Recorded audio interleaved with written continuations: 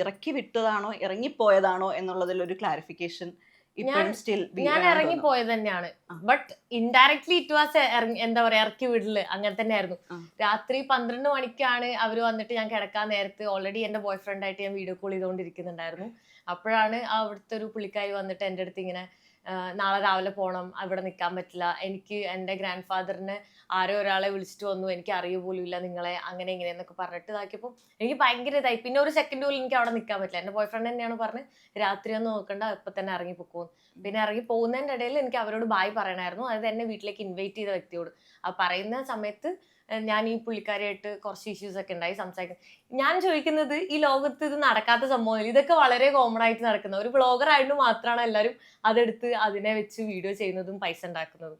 അത്ര എനിക്ക് പറയാനുള്ളൂ. പക്ഷെ ഇമോഷണലി ഭയങ്കര കണക്റ്റഡ് ആയിരുന്നു എന്ന് എനിക്ക് തോന്നിയ വീഡിയോ ഉണ്ട്. കരയുന്ന കണ്ടപ്പോ നമുക്ക് എല്ലാവർക്കും വിഷമം വന്നാൽ ഞാൻ കരയും. നിങ്ങളൊക്കെ എന്താ ചെയ്യാറ്?